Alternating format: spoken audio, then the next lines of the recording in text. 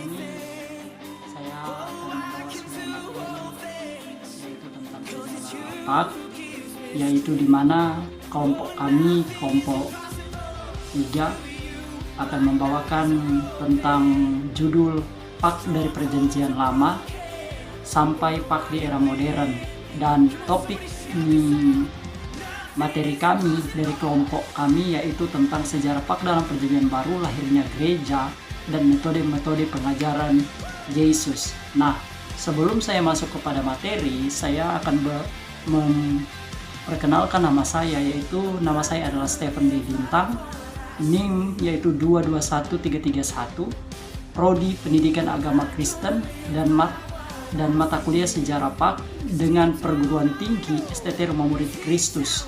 Dan mata kuliah ini tentunya dipimpin oleh dosen pengampu Devi Barakati, Sarjana Teknik Magister Pendidikan. Nah, dalam hal ini saya akan masuk kepada pendahuluan yang pertama. Tentunya pendidikan agama Kristen Perjanjian Lama merupakan disiplin ilmu yang mempelajari aspek kehidupan Kristen pada masa Perjanjian Lama.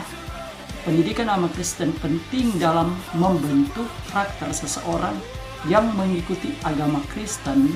Dan ketiga, makalah ini membahas sejarah perkembangan pendidikan agama Kristen Perjanjian Lama dan perkembangan pada era modern tentunya, sehingga PAK dalam Perjanjian Lama dengan PAK di era modern ini saling berkolaborasi, saling berpaduan, saling berikatan, sehingga PAK dalam Perjanjian Lama dan Perjanjian era modern ini adalah PAK yang tidak dapat terlepas, sehingga satu sama yang lain saling terhubung.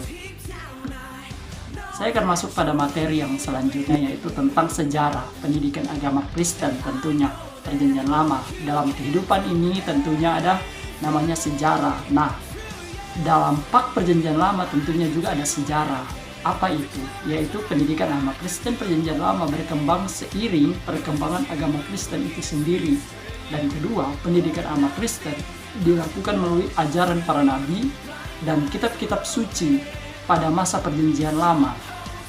Yohanes Kristomus memperkenalkan sistem pendidikan formal untuk pendeta pada abad keempat. Nah, pada abad keempat ini sebelum Masehi diadopsi oleh gereja yang dikenal sebagai studio teologi. Jadi pada zaman itu, pada abad 4 Masehi diadopsinya lah sebuah teologi, sehingga gereja-gereja yang dikenal pada zaman itu mulai mengikuti pola pendidikan, pola pengajaran teologi dalam PAK, sehingga mereka dapat memahami bagaimana PAK itu, bagaimana pendidikan itu, bagaimana Kristen itu yang sebenarnya, sehingga pengajaran-pengajaran Kristen itu berkaitan dengan PAK. Oke. Nah, ketiga, reformasi agama Kristen pada abad ke-16 membawa perubahan yaitu besar pada pendidikan agama Kristen, termasuk lahirnya universitas-universitas Protestan tentunya yang memberikan pendidikan teologi yang lebih terstruktur dan sistematis, sehingga tersusunnya sebuah pendidikan yang konkret, pendidikan yang dapat diterima baik di umum maupun di dalamnya di mana? Di dalam gereja tentunya, sehingga gereja sangat terbuka, gereja welcome, gereja dapat melihat bahwa ada edukasi di dalam pendidikan agama Kristen ini untuk para hamba-hamba Tuhan, untuk para pelayan-pelayan Tuhan, untuk para orang-orang yang mau melayani dalam bidang pendidikan. Berikutnya yaitu tentang pendidikan agama Kristen era modern. Nah, pendidikan era modern ini teman-teman mempunyai perkembangan teknologi globalisasi membawa dampak pada pendidikan agama Kristen modern, termasuk pembelajaran yang lebih praktis dan terapan serta penggunaan teknologi. Dan kedua, pembelajaran online adalah salah satu contoh pendidikan agama Kristen modern yang dapat diakses dari seluruh dunia dan dapat disesuaikan dengan kebutuhan dan minat siswa. Penggunaan media sosial dan aplikasi mobile juga digunakan untuk memfasilitasi pembelajaran agama Kristen. Pentingnya terus pembaruan dan mengembangkan pendidikan agama Kristen agar dapat menyesuaikan dengan perkembangan zaman dan kebutuhan pendidikan masyarakat Kristen.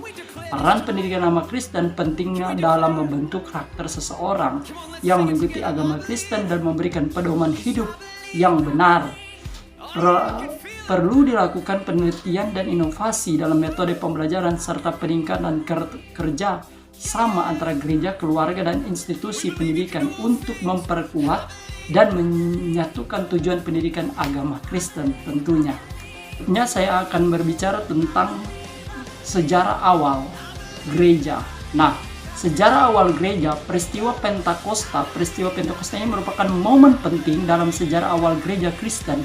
Penelitian literatur tentang peristiwa ini akan memberikan pemahaman tentang pengaruhnya terhadap lahirnya gereja dan pertumbuhannya.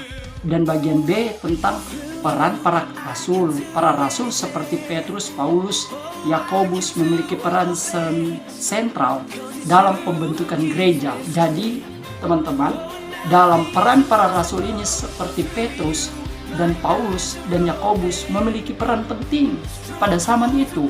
Untuk apa? Untuk mempunyai sebuah kapasitas pembelajaran untuk memberikan kepada jemaat pada zaman itu dengan edukasi yang bagus, edukasi yang baik tentang bagaimana mereka mendapatkan sebuah pembelajaran. Nah, kita tahu Petrus belajar langsung kepada Yesus, dan kita tahu juga Rasul Paulus itu dia adalah seorang Sanhedrin.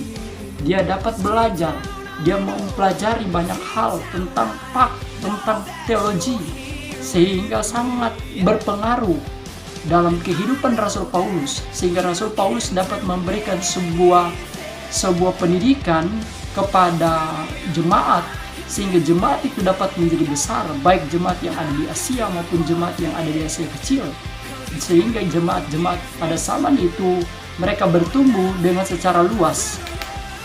Nah, masuk kepada latar belakang tentang gereja awal terciptanya. Nah, latar belakang ini terciptanya gereja awal tentunya terjadi pada zaman peristiwa Pentakosta. Nah, zaman Pentakosta ini kita tahu di dalam Kisah Rasul, di mana pada saat itu para rasul berkumpul di loteng Yerusalem untuk menantikan tentang pencurahan Roh Kudus, dan pada zaman itu Petrus berkhotbah, 3.000 jiwa dapat bertobat.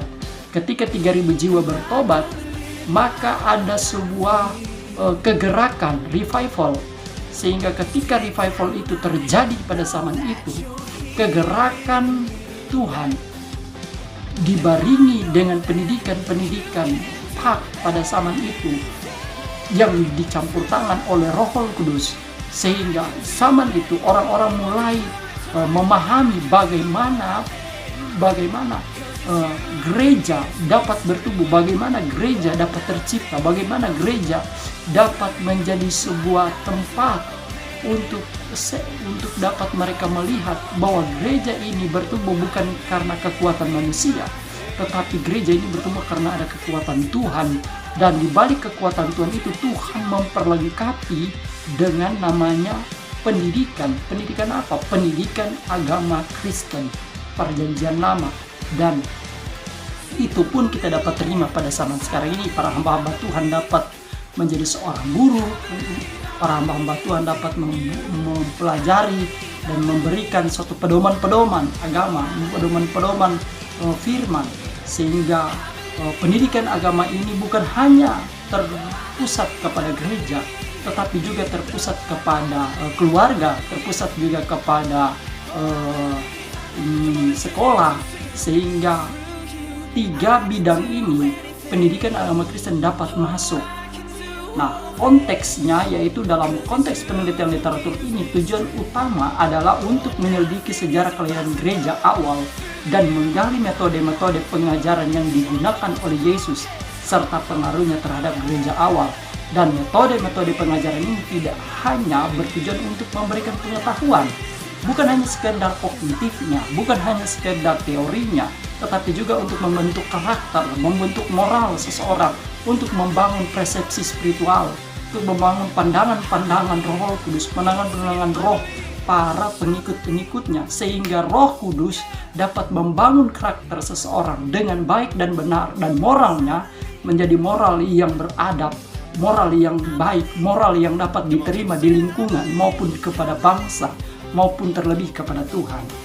Nah, tujuan penelitian ini, teman-teman, tentunya penelitian literatur ini akan mencangkup berbagai sumber seperti naskah-naskah Alkitab, teks sejarah, karya tulis, teologi, dan studi akademis terkait di sana. Melalui analisis kritis terhadap literatur-literatur yang relevansi, diharapkan laporan penelitian ini dapat memberikan pemahaman yang lebih konkret baik tentang bagaimana gereja awal terbentuk di sana. Jadi, ketika kita mempelajari materi ini, kita dapat mengetahui bagaimana gereja pada awalnya dapat terbentuk, bagaimana gereja dapat berjalan, bagaimana gereja dapat berkembang, bagaimana gereja dapat melihat situasi sampai saat ini. Maka dari hal-hal ini tentunya ada analisis, tentunya ada literatur yang relevansi dari zaman dulu sampai zaman sekarang, sehingga mempunyai karya tulis teologi dengan studi-studi akademis yang terkait di dalamnya.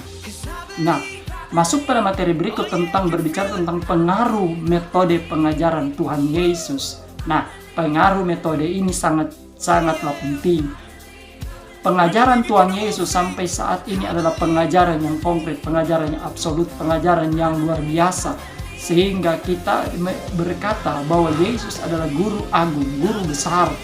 Nah, metode pengajaran tersebut tidak hanya mentransmisikan pengetahuan, tetapi juga membentuk karakter dan persepsi spiritual para pengikut Yesus. Jadi yang saya singgung tadi tentang tujuan penelitian tentang gereja awal dan bagaimana konteksnya, yaitu tentang pengajaran ini bukan hanya bertujuan untuk memberikan pengetahuan tetapi juga membentuk karakter, maka tentunya terikat atau terhubung dengan pengajaran metode Yesus di sana, dengan cara yaitu membuat persepsi, membuat pandangan seseorang melihat metode pengajaran ini adalah pengajaran yang membuat atau membentuk karakter seseorang menjadi karakter yang lebih baik sesuai dengan firman. Nah, tentunya di dalam dunia ini ada namanya urgensi. Urgensi ini bukan hanya dalam hal urgensi atau hal yang mendadak, hal yang sangat perlu ditangani secepatnya di dalam dunia ini, tetapi urgensi di dalam dunia pendidikan juga perlu. Nah, urgensi pendidikan rohani yaitu tentang anak-anak saat ini sudah sangat familiar dengan gadget dan games yang bersedia di aplikasi, sehingga hal-hal ini berdampak terhadap minat mereka pada hal yang bersifat sementara. Mereka lebih terfokus pada games, mereka lebih terfokus pada gadget, mereka lebih terfokus kepada hal yang berwujud sementara, tetapi mereka lupa bahwa mereka adalah manusia yang bersosial. Mereka lupa mereka adalah manusia yang harus saling mengasihi, saling terikat satu sama lain, sehingga perlunya ditanamkan firman untuk supaya urgensi pendidikan rohani ini dapat diminimalisirkan atau dapat ditangani dengan secepat mungkin. Lewat apa? Lewat khotbah, lewat pengajaran, lewat seminar, lewat artikel-artikel firman di sana, lewat perangkulan, lewat pengajaran-pengajaran para hamba-hamba Tuhan, para pelayan-pelayan Tuhan, merangkul, membuat komunitas-komunitas anak-anak muda di sana. Tujuannya apa? Tujuannya untuk memberikan pendidikan rohani kepada anak-anak di zaman sekarang ini. Nah, poin penting tentunya di dalam pendidikan agama Kristen, yang pertama, pendidikan agama Kristen memiliki peran penting dalam gereja. Jadi peran penting dalam gereja ini, pendidikan agama Kristen adalah hal yang sangat utama. Kedua, gereja memiliki tanggung jawab dalam memberikan pembekalan dan pendamping kepada jemaat, terutama orang tua. orang tua muda, untuk supaya apa? Untuk supaya mereka dapat mendidik keluarga mereka, untuk mereka dapat mendidik anak-anak mereka ke arah Tuhan, dan juga dapat menjadi teladan di dalam lingkungan keluarga Kristen. Nah, ketiga, gereja dapat memberikan program PAK dalam keluarga untuk membantu orang tua memberikan pendidikan agama Kristen kepada anak-anak mereka. Nah, tanggung jawab ini bukan hanya kepada gereja, bukan hanya kepada sekolah, tetapi tanggung jawab ini juga kembali kepada orang tua. Orang tua harus mendidik anaknya sesuai dengan firman, dan gereja dapat memberikan pelayanan pedagogik yang berkualitas kepada jemaat, terutama para guru. Nah, gereja adalah sangat penting untuk mendidik para jemaat, para pelayan-pelayan Tuhan dengan secara pedagogis, sehingga mereka, jemaat dapat mendidik keluarga mereka, jemaat dapat mendidik anak-anak mereka, dan anak-anak itu dapat menerima dan dapat menjadi keluarga Kristen yang baik, keluarga Kristen yang benar. Bukan sedikit yang kita lihat di kalangan zaman sekarang ini, anak-anak Kristen atau para pelayan-pelayan Tuhan, komunitas-komunitas Kristen yang saat ini terbengkalai dengan namanya pengajaran, pendidikan. Dan sangatlah penting hal ini, saudara. Dan kelima, memperhatikan tanggung jawab gereja dalam hal PAK dan membantu gereja memberikan pelayanan yang lebih baik kepada jemaat dan memperkuat iman serta kehidupan Kristen mereka. Nah, berikut tentang metode pengajaran. Nah, metode pengajaran ini yaitu metode ceramah, metode cerita, metode peragaan, metode drama, metode tanya jawab, metode demonstrasi. Nah, kita akan masuk pada yang namanya kesimpulan. Nah, membahas tentang kesimpulan, yaitu membahas tantangan-tantangan dalam mengimplementasikan pendidikan agama Kristen di masa lalu, masa kini, dan masa depan. Penulis menekankan pentingnya pendidikan agama Kristen dalam membantu orang memahami makna hidup dan berkembang secara moral dan spiritual. Demikian materi yang saya dapat bagikan kepada kita semua pada saat ini. Biarlah materi ini dapat menjadi berkat, biarlah materi ini dapat menjadi suatu tuntunan ke kita supaya menjadi bahan evaluasi kepada kita semua, yaitu materi sejarah PAK dalam perjanjian baru, lahirnya gereja-gereja, dan metode-metode pengajaran Yesus. Demikian, Tuhan Yesus